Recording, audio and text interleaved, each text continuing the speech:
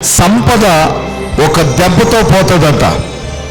మనం ఎంత సంపాదించిన సంపద ఒక్క దెబ్బ తగిలింది అనుకోండి, ఆ సంపద అంతా పోతుంది. అందము ఒక వ్యాధి వస్తే ఆ వ్యాధితో ఒక్క దెబ్బకి అది మారిపోతుంది. కావాలంటే ఒకసారి హాస్పిటల్కి పోతే ఎంతమంది అందంగా ఉండే వాళ్ళని చూడొచ్చు, అలా అయిపోయి ఉంటారు. అపోలో కానీ, బొలినేని కానీ, మెడికవర్. అదే రీతిగా గౌరవం, మనం సంపాదించుకున్న గౌరవం, ప్రతిష్టలు, ఖ్యాతి అంతా ఒక్క తప్పు చేసామనుకోండి, ఇంకా ఆ తప్పునే చూస్తారు కళ్ళెత్తి పెట్టి ప్రజలు. అవునా కాదా? అది సమాజం. అదే రీతిగా ప్రాణం ఒక్క నిమిషంలో వెళ్ళిపోతుంది. మన ప్రాణము ఒకే ఒక నిమిషంలో మనిషి శరీరాన్ని వదిలి వెళ్ళిపోతుంది. కనుక దేవుడు మాత్రం మనల్ని శాశ్వతంగా విడిచిపెట్టేవారు కాదు. ఆమేన్, హల్లెలూయా. ఎప్పటికైనా మనకు కావాల్సింది దేవుడే మనకు కావాలి. ఆమేన్. నిల్లని చల్లని చరము యేసయ్యది. కమాన్ అందరూ చమన పడుతూ హృదయమంతటిని నింపు ఆనందము, అల్లకల్లోలము, వాపు శాంతినిచ్చు. నల్లని చల్లని స్వరము యేసయ్యది. శూన్యము నుండి సర్వం సృష్టి చేసెనుగా, మంచిదంతటిని మాటతో చేసెను. పాపులను పిలిచిన ప్రేమ గల స్వరమది, పావన పరచెడు పరిశుద్ధుని స్వరమది. శూన్యము నుండి సర్వం సృష్టి చేసెనుగా, మంచిదంతటిని మాటతో చేసెను. పాపులను పిలిచిన ప్రేమ గల స్వరమది, పావన పరచెడు పరిశుద్ధుని స్వరమది. మెల్లని చల్లని ఈ రాత్రి దేవుడు మెల్లని ఆ చల్లని స్వరముతో నీతో మాట్లాడబోతా ఉన్నాడు ఆయన. హృదయమంతటిని నింపు ఆనందము, అల్లకల్లోలము, పాపు శాంతినిచ్చు. ఆయన స్వరములో స్వస్థత శక్తి ఉంది. ప్రభుని స్వరము దీనులను ఆదరిస్తుంది. ఆయన స్వరము దివ్య కరుణా స్వరం, కుళ్ళిన శవమును జీవమును పోసిన స్వరమది, పునరుద్ధాన బలము కలిగిన స్వరమది. అందరం చమలకూడదు. హల్లెలూయా. గాలి తుఫాన్లను అలచిన స్వరము, భయము భీతులన్నిటినీ పాపిన స్వరమది. అందరం పరిశుద్ధాత్మతో నింపబడగా, దేవుని శక్తిని మిమ్మల్ని తాకినగాక.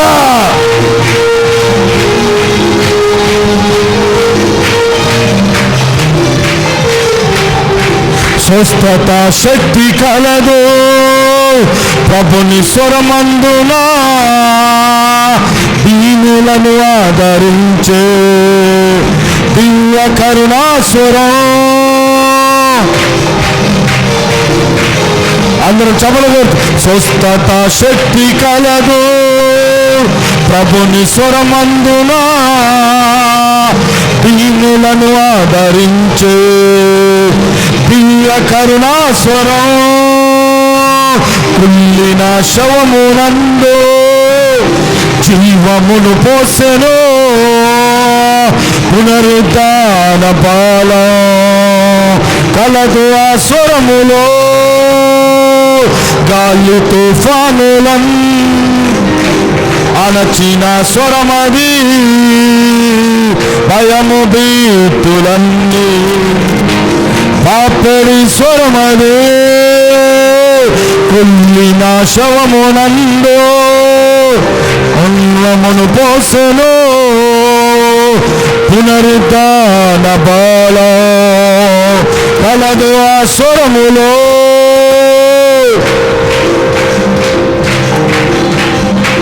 నల్లని చల్లని స్వరము యేసయ్యది నల్లని చల్లని స్వరము యేసయ్యది హృదయమంతటిని ఇంపు ఆనందము అల్లకల్లోలము పాపు శాంతినిచ్చును నల్లని చల్లని స్వరము యేసయ్యది నల్లని చల్లని స్వరము యేసయ్యది శూన్యము నుండి సర్వ సృష్టి చేసెనుగా మంచిదంతటిని మాటతో చేసెను పాపులను పిలిచిన ప్రేమ గల స్వరమది పావన పరచరి పరిశుద్ధుని స్వరమది కుళ్ళిన శవమునందు జీవమును పోసెను పునరుత్థాన బాల కలదు ఆ స్వరములో గాలి తుఫానులను అణచిన స్వరమది భయము భీతులన్నీ పాపెరే స్వరమదే నల్లని చల్లని స్వరము యేసయ్యది నల్లని చల్లని స్వరము యేసయ్యది. Thank you lord. అలాగే అందరూ కళ్ళు మూసుకుందాం. దేవుని బిడ్డలారా ప్రభు వైపు చూద్దాం. నల్లలైన చల్లనైన స్వరం ఈ రాత్రి నీతో మాట్లాడబోతా ఉంది, నిన్ను దర్శించబోతా ఉంది. ఆయన స్వరములో మన హృదయంలో ఉన్న అల్లకల్లోలమంతా గాలి తుఫానులన్నీ బాపి సంతోషంతో ఆనందంతో నిండుకోబోతాం. హల్లెలూయా. ప్రభు వైపు చూద్దాం, దేవుని సన్నిధి వైపు చూద్దాం. కళ్ళు మూసుకుందాం, ప్రభు వైపు చూద్దాం. దేవుడు తప్పకుండా నిన్ను దర్శిస్తాడు, దేవుడు తప్పకుండా నిన్ను తాకుతాడు, నిన్ను ముడతాడు. ఆయన శక్తితో నిన్ను నింపబోతా అన్నాడు. ఆరాధనా ఆరాధనా ఆరాధనా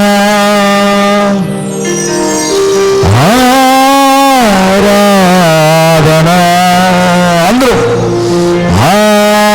ఆరాధనా నీకే ఆరాధనా నీకే ఆరాధనా నీకే ఆరాధనా నీకే ఆరాధనా నీకే ఆరాధనా నీకే యేసయ్యా ఆరాధనా నీకే ఆరాధనా నీకే స్తుతి సింహాసన సీనుడా అత్యంత ప్రేమామయుడా పరిశుద్ధుడా పరిశుద్ధాత్ముడా పరిశుద్ధుడా పరిశుద్ధాత్ముడా ఆరాధనా నీకే అందరూ ఆరాధనా నీకే చేతులు పైకెత్తి ఆరాధనా నీకే అందరూ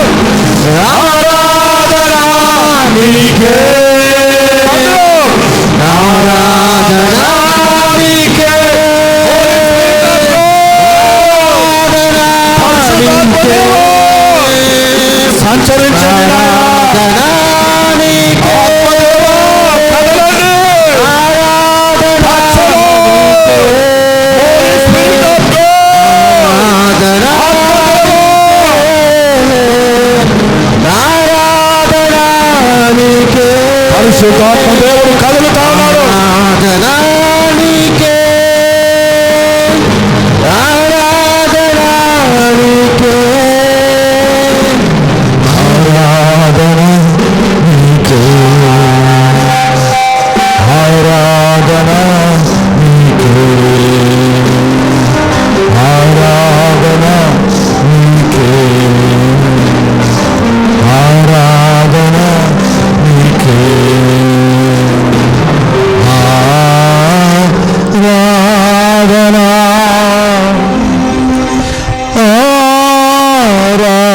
ఆరాధన,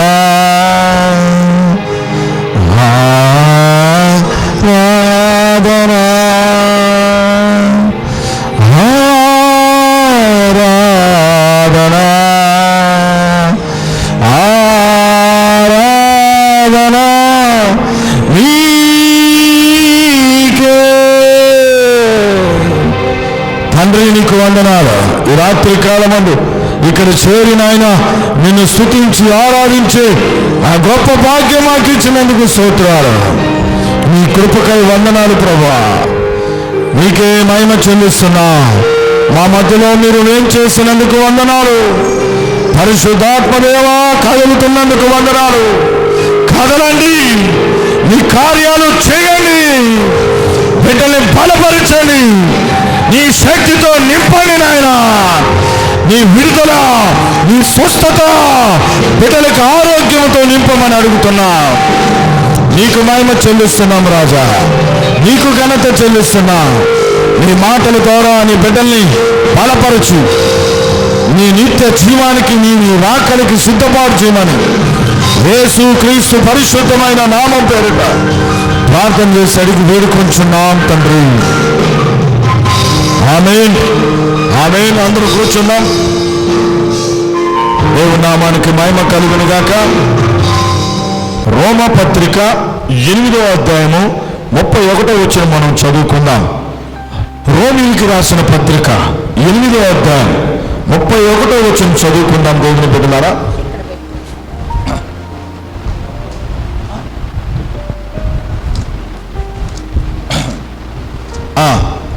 ఇట్లుండగా ఏమందుము, దేవుడు మన పక్షమునుండగా మనకు విరోధి అయిన వాడెవడు?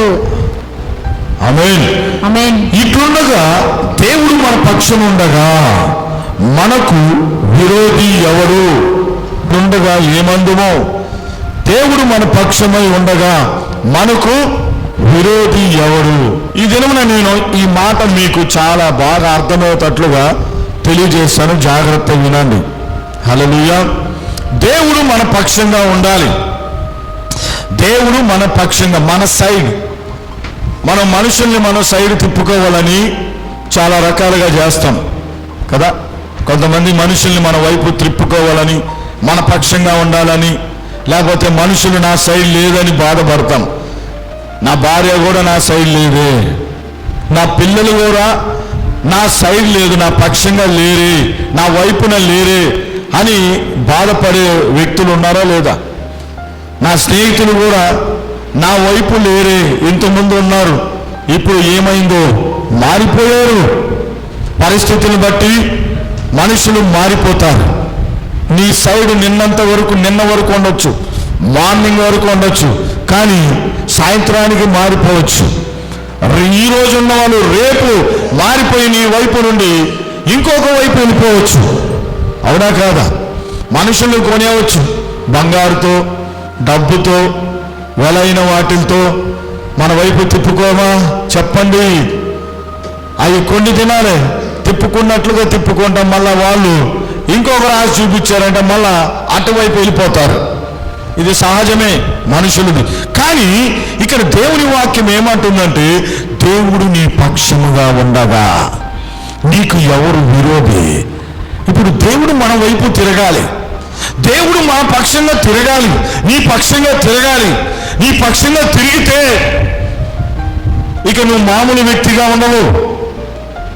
నీ పోరాటము ఆయింది, నీ యుద్ధము ఆయింది, నీ సమస్య ఆయింది. ఇక నీ యొక్క ఏ విధమైన పోరాటాలైనా, ఏ విధమైనవైనా దేవుడు మన పక్షంగా యుద్ధం చేస్తాడు. బైబిల్లో చాలా సంఘటనలు ఉన్నాయి, కానీ అన్ని ధ్యానం చేయలేం. ఒక్క విషయం, 2 విషయాలు మీకు తెలియజేస్తా, బాగా గుర్తుపెట్టుకోండి. దేవుడు మన పక్షంగా ఉంటే 3 కార్యాలు జరుగుతాయి. చాలా కార్యాలు ఉన్నాయి, కానీ సమయం సరిపోదు. ఒక పెళ్ళికి పోయినప్పుడు, వివాహానికి పోయినప్పుడు, పెళ్లిలో కరెక్ట్ టయానికి ఎవరుంటారు చెప్పండి? కరెక్ట్ టయానికి ఎవరుంటారు చెప్పాలి? కరెక్ట్ టయానికి వివాహంలో ఎవరుంటారు? దిలీప్, రక్త సంబంధికులు ఉంటారు, బ్లడ్ రిలేషన్స్ ఉంటారు, తల్లిదండ్రులు ఉంటారు, అన్నదమ్ములు ఉంటారు, అక్క చెల్లెలు ఉంటారు, అంటే బ్లడ్ రిలేటివ్స్ ఉంటారు. తర్వాత కొంత సమయానికి ఎవరు వస్తారు? బంధువులు వస్తారు. ఇంకొంచెం సమయం అయితే కొలీగ్స్ వస్తారు. ఇంకా ఎండింగ్ టైంలో ఇరుగు పొరుగు వాళ్ళు, దూరపు చుట్టాలు, దూరపు కొలీగ్స్ వచ్చి ఒక ముద్ద తినేసి ఒక గిఫ్ట్ ఇచ్చేసి వెళ్ళిపోతూ ఉంటారు. అవునా కాదా? ఇవన్నీ మనం పెళ్లిలో మనం కూడా పోతా ఉన్నాం, నేను కూడా పోతా ఉన్నాం, చూస్తా ఉన్నాం. కానీ పెళ్లిలో అదే టైంలో, కరెక్ట్ టైంలో ఎవరు ఉంటారు? రక్త సంబంధికులు ఉంటారు. ఎందుకంటే వాళ్ళకి ఇంపార్టెంట్. మా కొడుకు పెళ్ళి, మా కూతురు పెళ్ళి, మా అన్న పెళ్ళి, మా తమ్ముడు పెళ్ళి అని రక్త సంబంధికులు ఉంటారా? ఉండరా? ఉంటారు. అదేవిధంగా మీకు ఒక విషయం చెప్తా, ఏమనుకోకండి. యేసు ప్రభుకి మనం ఎంత సమీపంగాను అలాంటి రిలేషన్లో ఉంటే దేవుని సన్నిధి కూడా అలా ఉంటాం. మనం చప్పట్లు కొడతామా ఒకసారి? హల్లెలూయా. ఇప్పుడు మీరు ఎలా ఉన్నారో, ఒక ముద్ద తినేసి వెళ్ళి ఒక గిఫ్ట్ ఇచ్చేసి వెళ్తాం అనుకుంటున్నారా పెళ్ళికి? హలో. లేకపోతే కొలీగ్స్ లాగా, లేకపోతే దూరపు చుట్టాల్లాగా, ఇరుగు పొరుగులాగానే మన యొక్క దేవుని సన్నిధి పట్ల ఉంటుందా? నువ్వు దేవునికి సమీపంగా, దగ్గరగా వాడిగా ఉంటే నువ్వు బ్లడ్ రిలేషన్లో ఉంటావు. దేవునికి రక్త సంబంధిగా, దేవునితో సమీపమైన వ్యక్తిగా ఉండి ఆయనతో నడుస్తాం మనం. అవునా కాదా? హల్లెలూయా. అది గుర్తుపెట్టుకోండి. ముందు దేవునికి దేవుడు మన పక్షంగా ఉండాలంటే దేవుని పట్ల మనం సమీపంగా వెళ్ళాలి, సమీపస్తులుగా మనం మారాలి, దేవునికి ముందుగా వెళ్ళాలి, ప్రియారిటీ ఇవ్వాలి. ఆయన స్థానం మనం వ్యర్థం చేయకుండా ముందుకు వెళ్ళేటట్లుగా ఉండాలి. హల్లెలూయా. 3 విషయాలు చెప్తున్నాను, జాగ్రత్త వినండి. దేవుడు నీ పక్షంగా ఉంటే శత్రువులు నీ పైన గెలవలేరు. గుర్తుపెట్టుకోండి, రాసుకోండి. దేవుడు నీ పక్షంగా కదలుతా ఉంటే శత్రువులు నీ పైన గెలవలేరు. గెలుస్తున్నట్లుగా ఉంటారు, ఇక అయిపోయింది అన్నట్లుగా ఉంటారు. హామాను తంత్రం వేశాడు, హామాను కుట్ర వేశాడు. ఎవరి మీద? మొర్దెకై మీద. ఆల్రెడీ ఒక పెద్ద ఉరికొయ్యి తయారు చేశాడు. ఎస్తేరు గ్రంథంలో మీరు ఇంటికి వెళ్ళిన తర్వాత ఇవన్నీ చదవండి, ఎస్తేరు పుస్తకంలో ఉంటారు. ఒక పెద్ద ఉరికొయ్యి తయారు చేసి మొర్దెకైని, ఎస్తేరు యొక్క పినతండ్రిని చంపేవాళ్ళని ప్లాన్ చేసి ఆల్రెడీ ఒక ఉరికొయ్యిని కూడా తయారు చేసి పెట్టేశాడు. ఇంకా రేపటి దినమున లేకపోతే ఎల్లుండు ఈ వారంలో మొర్దెకైని వేసేస్తామన్న రీతిలో ఉన్నాడు. కానీ ఏమైందో తెలుసా? మొర్దెకై పక్షంగా దేవుడు ఉన్నాడు, ఎస్తేరు పక్షంగా దేవుడు ఉన్నాడు. అదే ఉరికొయ్యి మీద హామాను ఉరి తీయబడ్డాడు. ఆమేన్. హల్లెలూయా.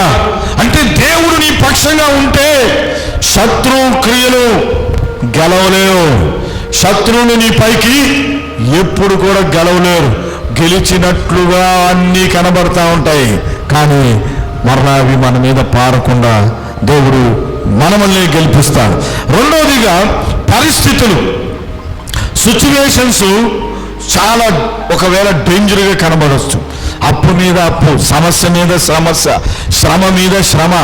ఒక వ్యాధి పోయిందంటే ఇంకొకటి, ఒక శ్రమని జయించి ఒకటి వచ్చామంటే ఇంకొక శ్రమ, ఇంకొక పరిస్థితి, ఇంకొక సమస్య.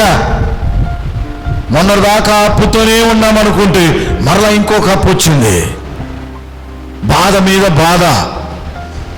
ఎలా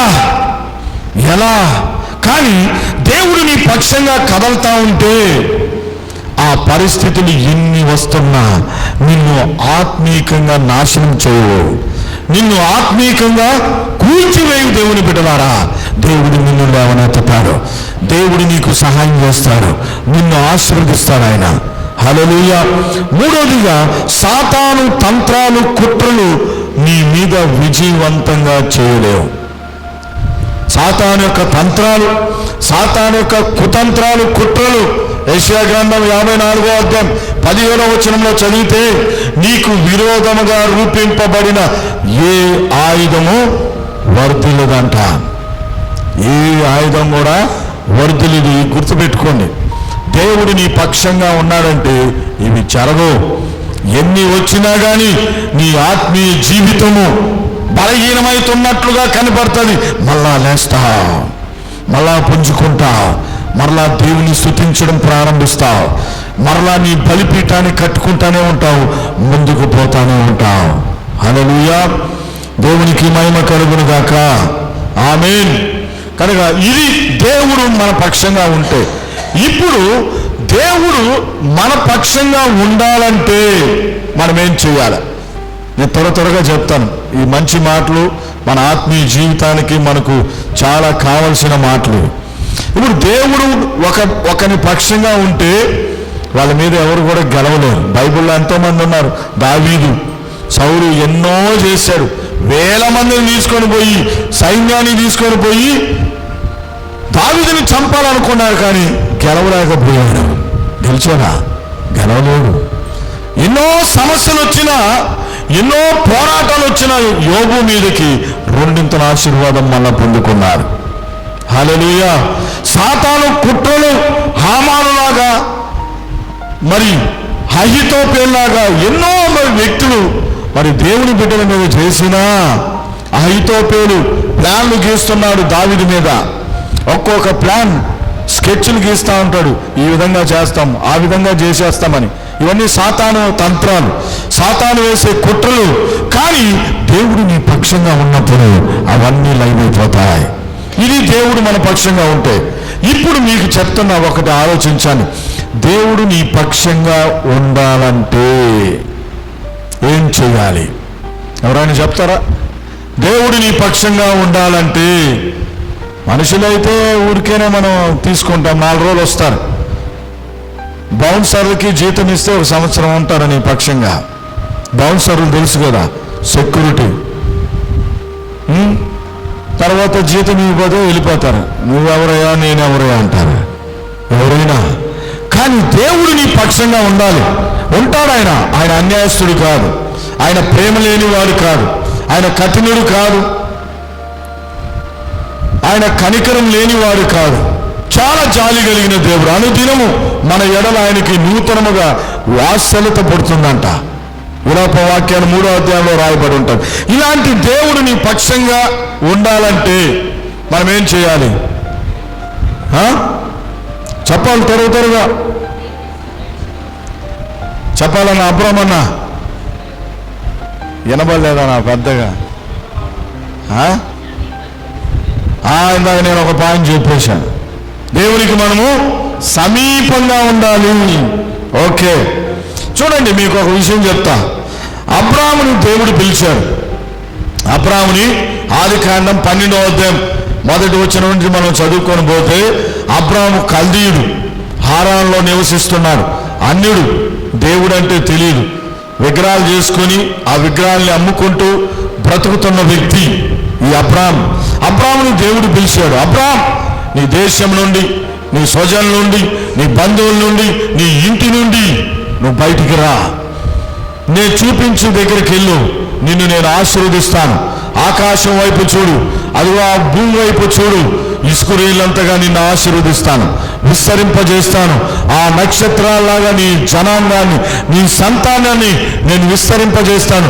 నిన్ను శపించువాన్ని నేను శపిస్తాను, నిన్ను ఆశీర్వదించువాన్ని నేను ఆశీర్వదిస్తాను. నువ్వు వెళ్ళు చోటల్లా నేను నీకు తోడే ఉండి నేను దీవిస్తానన్నాడు. అబ్రాము లోబడ్డాడా లేడా? అబ్రాము లోబడ్డాడా లేడా? అప్పుడు ఎంత అండి అబ్రాముకి ఏజీ? 75 సంవత్సరాలు. శారమ్మకి 65, 75 సంవత్సరాల వయసులో అబ్రాము లోబడ్డాడు. దేవుని మాటకు లోబడ్డాడు. మాటకు లోబడి ఆయన స్వజనులను, ఆయన ప్రజలను, ఆయన దేశాన్ని అంతటి వదులుకొని తన భార్యను పట్టుకొని ముందుకు వెళ్ళిపోయాడు. అంటే ఇక్కడ ఏం కనబడుతుందంటే లోబడడం, విధేయత చూపెట్టడం. మొట్టమొదటిగా మనం దేవునికి సమీపంగా జీవించాలి. రెండోదిగా మనం ఏం చేయాలంటే లోబడే వాళ్ళుగా ఉండాలి, విధేయత చూపెట్టే వాళ్ళుగా ఉండాలి. అప్పుడే మనకు ఆశీర్వాదం. ద్వితీయోపదేశకాండం 15వ అధ్యాయం 5వ వచనంలో ఒక మాట రాయబడి ఉంటుంది. నీ దేవుడైన యెహోవా ఆజ్ఞలను అనుసరించి గైకొని ఆయన మాటను శ్రద్ధగా విని మనం నడుచుకుంటే మీలో బీదలు ఉండరంట. ద్వితీయోపదేశకాండం 15వ అధ్యాయం 5వ వచనం. బీదలు ఉండరు. పేదవాడనేవాడే దరిద్రుడనే కనబడ్డంట. ఎప్పుడు అనుసరించాలి, లోబడాలి, దేవుని మాటకు విధేయత చూపెట్టాలి. హల్లెలూయా. అబ్రాము దేవుని మాటకు లోబడ్డాడు. దేవుని మాటకు ఎప్పుడైతే లోబడి ఎన్ని బాధలు వచ్చినా, కష్టాలు వచ్చినా, ఇబ్బందులు వచ్చినా ముందుకు పోయినప్పుడు దేవుడు అబ్రామును ఆశీర్వదించాడు, అబ్రామును దీవించాడు దేవుడు. చూడండి, ఒక్క విషయం మీకు చూపిస్తాను.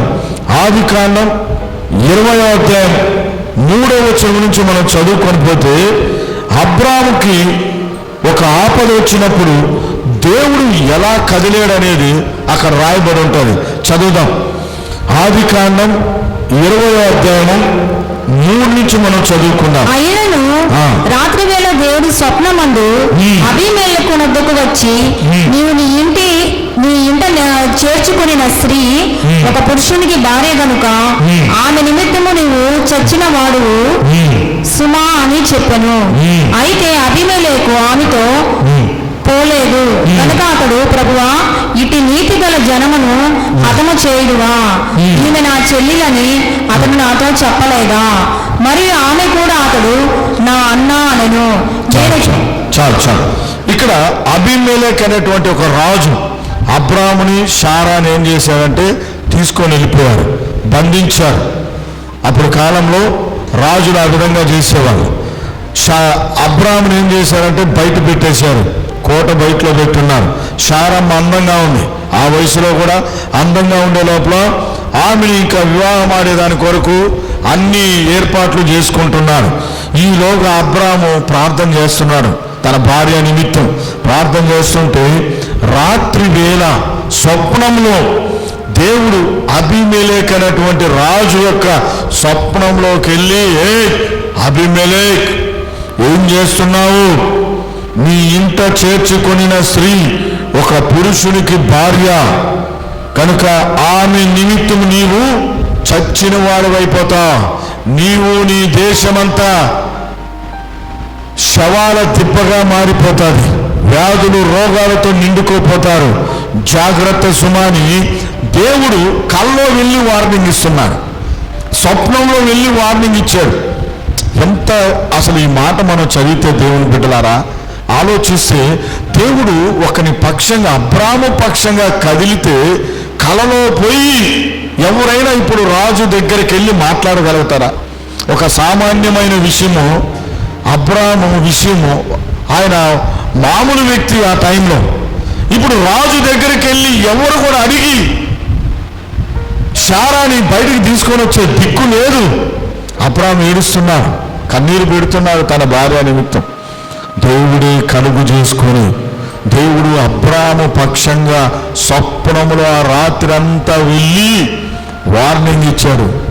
వార్నింగ్, హెచ్చరిక, జాగ్రత్త, నేను అబ్రాము యొక్క ఆ నీతి గల జనం యొక్క దేవుణ్ణి, నువ్వు కానీ ఏమన్నా చేసేవా అని నీ దేశం ఉండదు. హల్లెలూయా. చూసారా, గమనించారా దేవుని బిడ్డలారా? అబ్రాము పక్షంగా దేవుడు కదిలేడు ఆ సమయంలో. ఆమేన్. ఎందుకనంటే దేవుని మాటకు లోబడే వ్యక్తి, దేవుని మాటకు లోబడి శిరస వహించి అబ్రాము ఏం చేసి, మనము ఎప్పుడైతే దేవుని మాటకు లోబడతామో, దేవుని మాటను నువ్వు జరిగిస్తావో కొంత నీకు ఇబ్బంది వస్తుంది. దేవుని మాట జరిగించేటప్పుడు ఇబ్బంది వస్తుంది, ఇరుకు వస్తుంది, సమస్య వస్తుంది. ఇప్పుడు మరియమ్మ యేసు ప్రభుని ఈ ప్రపంచానికి చూపించాలంటే కన్యాస్త్రీ ఆమె. ఎంత పోరాటమా! యూదుల ప్రకారంగా యూదుల రాజ్యం యొక్క రాజరికం ప్రకారంగా వాళ్ళ యొక్క రాజ్యాంగ ప్రకారంగా ఒక కన్య మరి పురుషుని ఎరగకుండా వివాహం కాకుండా గర్భం ధరిస్తే చంపేవాలి, రాళ్ళతో కొట్టి చంపేవాలి. ఇట్లాంటి సందర్భంలో మరి మరియమ్మ దేవుని మాటకు ఆ దేవుని చిత్తానికి లోబడి ముందుకు పోయిందంటే ఎంత గొప్ప కార్యం జరిగింది. ఆమె లోబడింది, దేవుని చిత్తాన్ని జరిగించింది ఆ సమయంలో. హల్లెలూయా.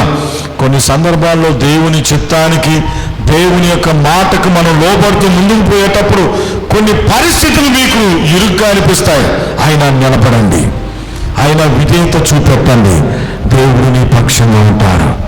దేవుని మాటను జరిగిస్తూ ముందుకు పోయేటప్పుడు ఒక్కోసారి నేను దేవుని మాటకు సేవకు కొన్ని సంవత్సరాలు కష్టపడే టైంలో నా పక్షంగా ఎవరు నిలబడాల, కొన్ని సందర్భాల్లో మా వాళ్ళే నిలబడాల, కొన్ని సందర్భాల్లో మా వాళ్ళు నాకు నిలబడకుండా కొన్ని ఏరియాలో శత్రువులుగా మారారు, అర్థం కాల. కానీ నాకు తెలుసు నేను దేవుని మాటను జరిగిస్తూ ముందుకు పోతుంటే పరిస్థితులు తారుమారుగా వస్తాయని నేను నిలబడ్డాను. ప్రార్థనతో, ఉపవాసముతో దేవుని మాటను విధేయతగా చూపెడుతూ ముందుకు పోయాం. ఎన్నో కష్టాలు వచ్చాయి, ఇబ్బందులు వచ్చాయి, అవమానాలు వచ్చాయి, ఎగతాళిగా మాట్లాడిన మాటలున్నాయి, అవమానించిన మాటలున్నాయి.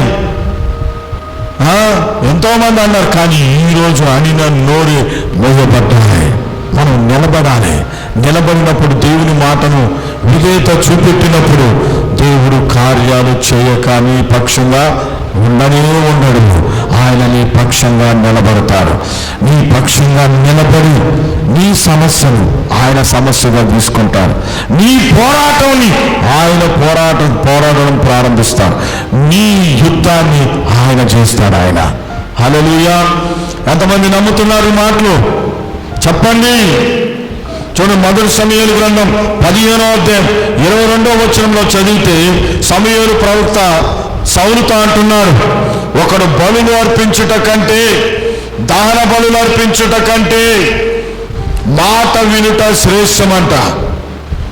మొదటి సమూయేలు గ్రంథం 15వ అధ్యాయం 22వ వచనంలో రాయబడి ఉంటుంది, ఒకడు బలులు అర్పించుట కంటే, దహన బలులు అర్పించుట కంటే, అంటే ప్రార్థన చేయట కంటే, విజ్ఞాపన చేయట కంటే సౌలు ఏం చేస్తున్నాడంటే బలుల మీద బలులు అర్పిస్తున్నాడు, దహన బలుల మీద దహన బలులు.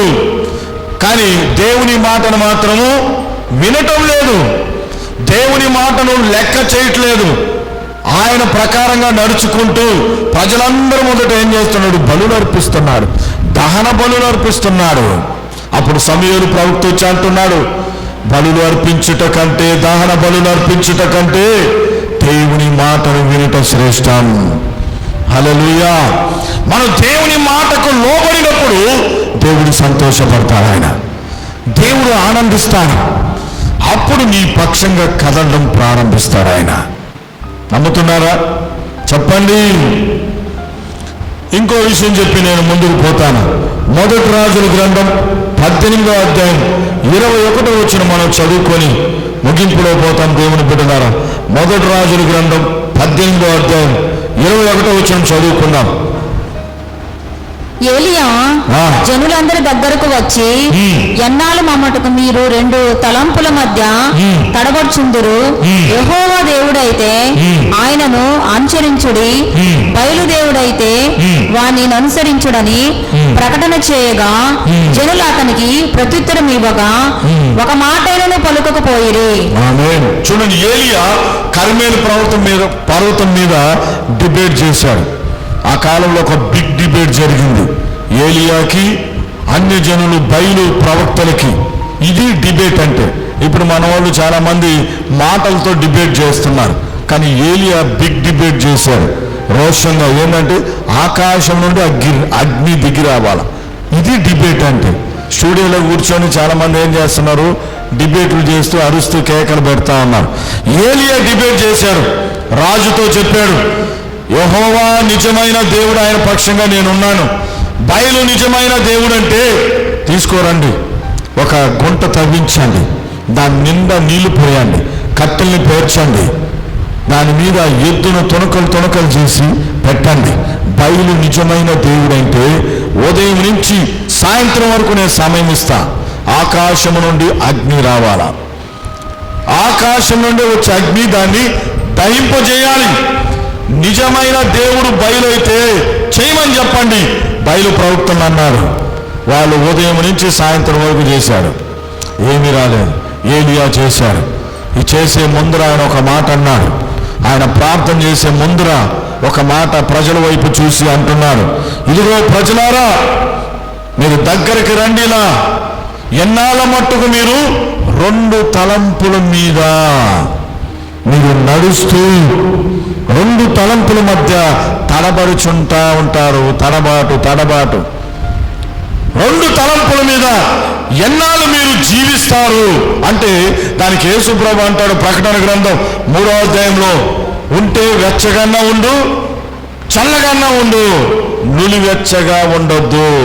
అంటే ఇటు లోకము, ఇటు దేవుడు, ఇటు పాపము, ఇటు పరిశుద్ధత కావాలా, దేవుడు కావాలా, పాపము కావాలా. అందరికీ దేవుడు అంటే ప్రేమే. యేసుప్రభు అంటే చాలా మందికి, మన దేవుని బిడ్డలందరికీ ప్రేమే. తాగుబోతోడికైనా ప్రేమే, పాపం చేస్తున్న వాడికైనా యేసుప్రభు అంటే అమ్మా నా దేవుడయ్యా, నా ప్రాణప్రియుడు అంటాడు. కానీ పాపాన్ని వదలలేకపోతున్నాడు. పాపాన్ని వదిలితేనే ప్రభు దగ్గరికి రాగలుగుతాడు. పాపం ఏం చేస్తుందంటే బంధించి పరేస్తుంది. అవునా కాదా? అందరికీ ఇష్టమే యేసుప్రభు అంటే. ఒక తాగుబోతుని అడగండి, నీకు యేసుప్రభు అంటే ఇష్టమా? యాస్, నాకు ఇష్టమే అంటాడు. నాకు కావాలి, నా దేవుడు ఆయన అంటాడు. కానీ ఎందుకు రాలేకపోతున్నాడంటే పాపం, బలహీనత బంధించేస్తా ఉంది. వీళ్ళు 2 తలంపుల మీద అయిపోయినారు ఇశ్రాయేల్ ప్రజలు, దేవుని ప్రజలు. ఇప్పుడు కూడా అదే జరుగుతూ ఉంది.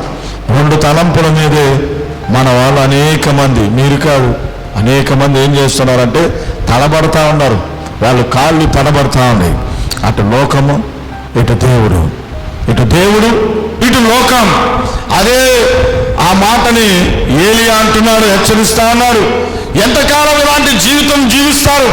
యెహోవా పక్షంగా ఉంటే రండి, దేవుడు ఈ దినమనే అద్భుతం చేయబోతున్నాడు, ఆయన కార్యం చేయబోతున్నాడు. వదిలిపెట్టే ఆ జీవితాన్ని రండి అంటే వాళ్ళు మౌనంగా అయిపోయారంట.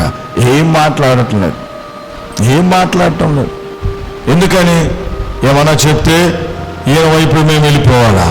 అటు లాగుతా ఉంది, లోకం లాగుతా ఉంది. ఏమవుతుందో చూద్దాంలే అన్నట్లుగా ఆగిపోయి ఉన్నారు. ఏలియా ప్రార్థన చేశారు. కనుక దేవుని బిడ్డలారా, 2 తలంపుల మధ్య మన జీవితము ఉండకూడదు. 2 పడవల మీద ప్రయాణము చేయగలుగుతామా? చెప్పండి. 2 పడవల మీద ప్రయాణము చేయలేము. ఉంటే దేవుడే కావాలి, లేకపోతే లోకమే కావాలి. 2 కాళ్ళు పెట్టి 2 పడవల మీద ఇట్లా పోయామనుకో పడిపోతాం. మన ప్రయాణం ఆగిపోతుంది. మన ప్రయాణము సాగిపోదు కానీ ఆగిపోతుంది. కనుక 2 పడవల మీద, 2 తలంపుల మీద మనము ముందుకు పోతే దేవుడు మన పక్షంగా కదలలేడు, ఆయన కదలలేడు. హల్లెలూయా. కనుక అబ్రాము అన్ని విధాలుగా ఆయన దేవుని వైపు చూస్తూ ముందుకెళ్ళాడు. ఆయన స్వజన్ని ఆయన వదిలిపెట్టమంటే వదిలిపెట్టాడు, విధేయత చూపెట్టాడు. విశ్వాసముతో ఇస్సాకును బలి అర్పించమంటే విశ్వాసముతో ముందుకెళ్ళాడు. దేవుడు ఆయన విశ్వాసాన్ని కూడా చూశాడు. ఆయన పక్షంగా కదిలేడు. అందుకే అబ్రాముకు బిరుదు దేవుడిచ్చాడు, నా స్నేహితుడు అని. విశ్వాసులకు తండ్రిగా బిరుదు ఇవ్వబడింది. అవునంటారా కాదా? చెప్పండి. హల్లెలూయా. విశ్వాసము లేకుండా ఒకడు దేవునికి ఎలా ఉండలేడంట? ఇష్టుడిగా ఉండలేడు. గుర్తుపెట్టుకోండి దేవుని బిడ్డలారా, దేవుని మాటకు మనం లోబడాలి. దేవుని మాటకు లోబడాలి, విశ్వాసంతో ముందుకు పోవాలి, ప్రార్థన చేయాలి. నిర్గమాకాండం 3వ అధ్యాయం 6 నుంచి 8 వచనాలు మనం చదువుకుంటా పోతే, నిర్గమాకాండం 3వ అధ్యాయం 6 నుంచి 8 వచనాలు మోషేతో దేవుడు మాట్లాడుతున్నాడు. ఇదిగో మోషే, వారి యొక్క మూలుగు, వారి యొక్క మొర, వారి యొక్క బాధ, వారు పడుతున్న హింస, నేను నిజముగా వారి బాధ చూచి వచ్చున్నాను. నేను వారి కొరకు వారి పక్షంగా దిగి వచ్చున్నాను. 430 సంవత్సరాలు బానిస బ్రతుకులుగా మారిపోయారు ఇశ్రాయేలు ప్రజలు, దేవుని ప్రజలు, దేవుని బిడ్డలు. బానిస, సరైన తిండి లేదు, సరైన నిద్ర లేదు, సరైన ఇల్లు లేదు, సరైన పోషణ లేదు, ఏమీ లేదు. వాళ్ళకి చదువుకునేదానికి కూడా ఏమీ లేదు. బానిస బ్రతుకుల్లో ఇశ్రాయేల్ ప్రజలు 1 సంవత్సరం కాదు, 430 సంవత్సరాలు, అంటే 430 ఏళ్ళు వాళ్ళ జీవితాలు ఆ విధంగా మారిపోతే మొర్ర పెట్టడం ప్రారంభించారంట. దేవునికి నిజముగా మొర్ర పెట్టారంట. మొర్ర పెట్టినప్పుడు దేవుడు దిగి వచ్చాడు, వాళ్ళ పక్షంగా దిగి వచ్చాడు. మోషేతో మాట్లాడుతున్నాడు. 8వ వచనంలో, 3వ అధ్యాయం నిర్గమాకాండం 3వ అధ్యాయం 8వ వచనంలో, నేను నిజముగా వారి పక్షంగా దిగి వచ్చి ఉన్నాను. ఆమేన్. కీర్తన గ్రంథం 145వ అధ్యాయం 18వ వచనంలో చదివితే, నిజముగా మొర్ర పెట్టు వారికి అందరికీ ఆయన సమీపముగా ఉన్నాడంట. మన మొరలు నిజంగా ఉన్నాయా? పైన మొరలుగా ఉన్నాయా? నువ్వు నిజముగా మొర్ర పెడుతున్నావా? అందరూ చూస్తున్నప్పుడు కొంతమంది ఏడుస్తూ ఉంటారు, కన్నీరు గార్చేస్తూ ఉంటారు. మళ్ళీ అటు పోతానే మళ్ళీ కన్నీళ్ళు కనబడవు. వారి మొర నిజముగా దేవుని సన్నిధికి చేర్చబడిందంట. దేవుడు వాళ్ళ పక్షంగా దిగి వచ్చాడు. చప్పట్లు కొడదామా? హల్లెలూయా. ఇంకా దేవుడు దిగి వస్తే ఏమైంది?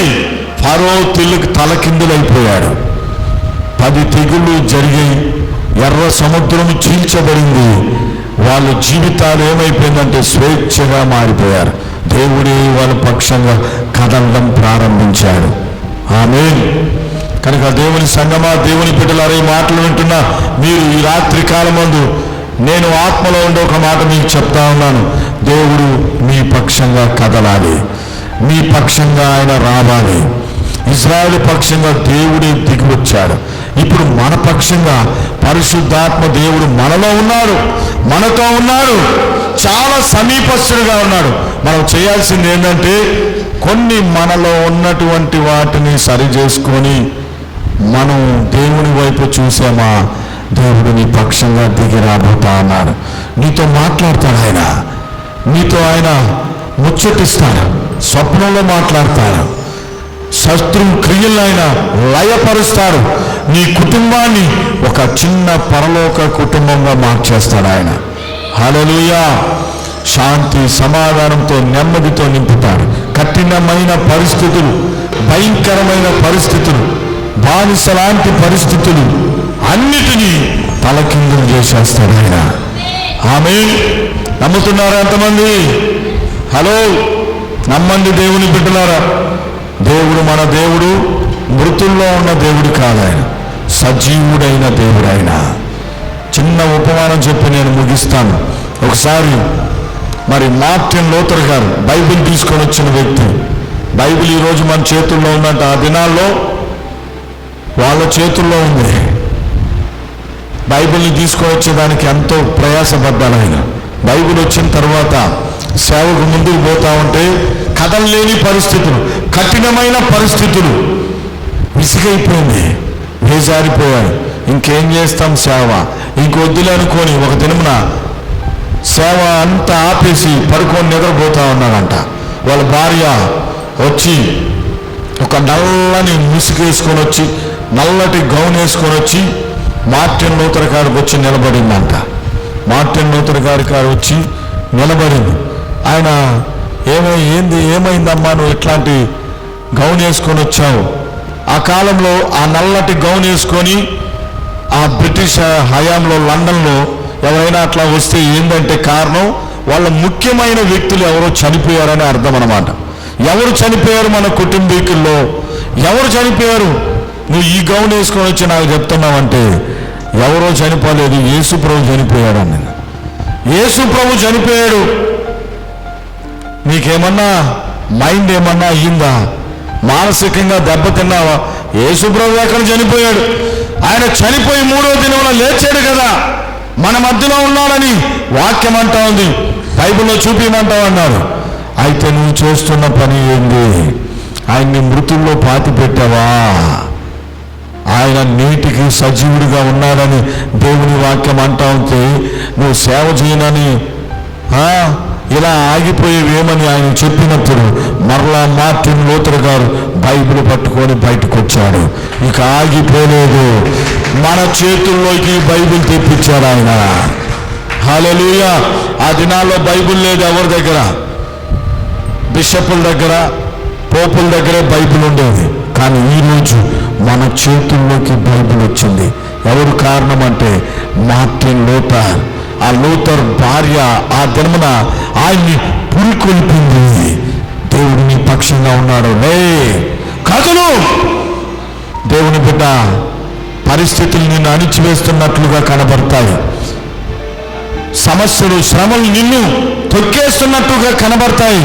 నేను ఒక మాట చెప్తున్నాను ఈ రాత్రి కాలమందు, యేసు ప్రభు సిలువలో వెరలాడుతున్నాడు. ఆయన మృత్యుంజయుడై పునరుద్ధానుడై మన మధ్యలో ఉన్నాడు, నీతో ఉన్నాడు, నీ దగ్గర ఉన్నాడు. నువ్వు ప్రార్థన చేస్తే కదలడం ప్రారంభిస్తాడు, నిన్ను లేవనెత్తుతాడు, నీ స్థితిని మారుస్తాడు, నీ పరిస్థితులు మార్చబడతాయి. హల్లెలూయా. ఎందుకంటే మన దేవుడు సర్వశక్తి కలిగిన దేవుడు. ఆయన సర్వశక్తి కలిగిన దేవుడు. నా బిడ్డకు నేను పెళ్లి చేయలేనేమో అనుకుంటావేమో, చేస్తా, చేసి ఆయన చూపిస్తా. నువ్వు చేయలేవు, ఆయన చేస్తాడు. నువ్వు చేయలేవు, ఆయన చేస్తాడు. నా బిడ్డల్ని నేను పోషించలేమో అనుకుంటున్నావేమో, నువ్వు చేయవేమో, ఆయన నీతో ఉండి నీ బిడ్డల్ని ఒక్క రోజు కూడా, ఒక్క పూట కూడా పస్తు లేకుండా ఆయన పోషిస్తాడు. అలాగే కళ్ళు మూసుకుందాం దేవుని బిడ్డలారా. మీ సమస్యల కొరకు, మీ ఇబ్బందుల కొరకు, మీరు ఎదుర్కొంటున్న పోరాటం కొరకు నేను ప్రార్థన చేస్తా ఉన్నాను. దేవుడు అద్భుతం చేయబోతా అన్నాడు. నేను నమ్ముతున్నాను, ఆయన పక్షంగా నేనున్నాను, నా పక్షంగా ఆయన ఉన్నాడు, నీ పక్షంగా ఆయన దిగి వచ్చున్నాడు, నీ పక్షంగా ఆయన దిగి వచ్చున్నాడు. నువ్వు అద్భుతాలు చూడబోతున్నావు, నువ్వు కార్యాలు చూడబోతున్నావు, మహిమను చూడబోతున్నావు.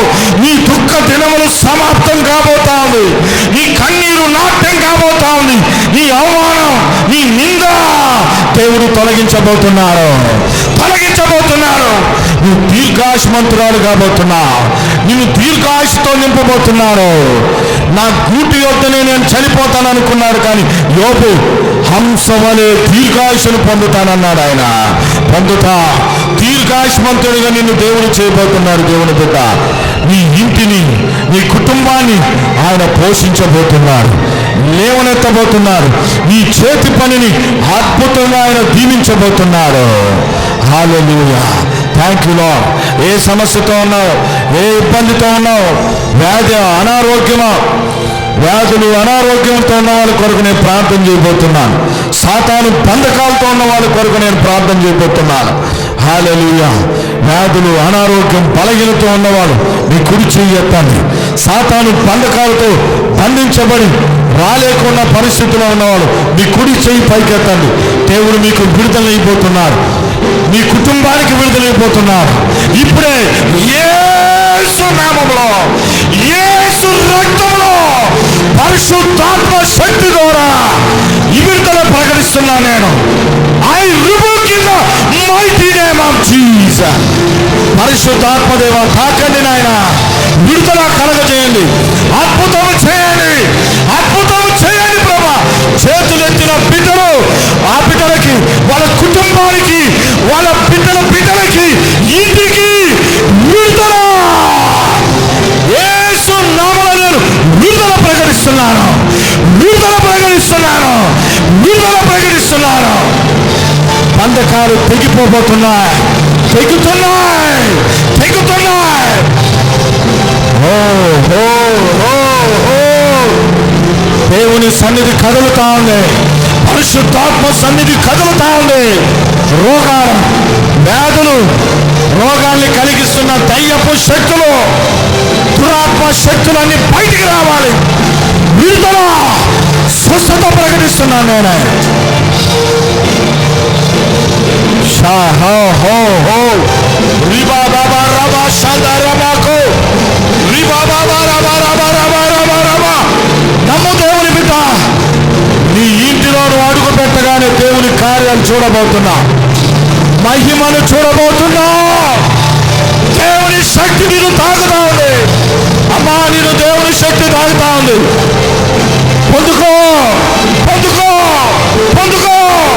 Fire, fire, fire, fire, fire, fire, fire, fire, fire. In the mighty name of Jesus.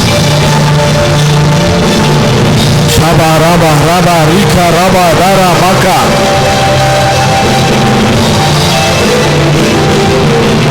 Thank you lord, thank you Jesus. Hallelujah. తండ్రి నీకు వందనాలు అయ్యా. బిడ్డలకు ఉన్న సాతాను క్రియల నుండి విడుదల మీరు కలుగు చేస్తున్నందుకు వందనాలు. ఆ బంధకాలు తొలగిస్తున్నందుకు వందనాలు. స్వస్థత కలుగు చేస్తున్నందుకు వందనాలు అయ్యా. నీకు వందనాలు, స్తోత్రాలు ప్రభువా. బిడ్డలు నీ యొక్క హస్తాలకు అప్పగిస్తున్నాను. ప్రతి బిడ్డ నీ యొక్క హస్తాలకు అప్పగిస్తున్నాను. దీవించండి, ఆశీర్వదించండి. ఈ పరిచర్యని అద్భుతంగా లేవనెత్తమని అడుగుతున్నాను. ఈ స్థలంలో, ఈ ప్రాంతంలో ఈ పరిచర్య నీ మహిమ కొరకు, నీ రాజ్య ఘనత కొరకు లేవనెత్తబడాలి. వచ్చిన బిడ్డలందరినీ మీరు దీవించండి, ఆశీర్వదించి నీ కృపతో నింపమని బిడ్డల్ని ప్రార్థనా పరులుగా, విశ్వాసంలో నాయనా నీకు నమ్మకస్తులుగా నడిపించి నీ రాజ్యానికి రాకడికి సిద్ధపాటు చేయమని అడుగుతూ యేసుక్రీస్తు నామం పేరట ప్రార్థన చేశారు, వేడుకొంచున్నాం తండ్రి. ఆమేన్, ఆమేన్, ఆమేన్.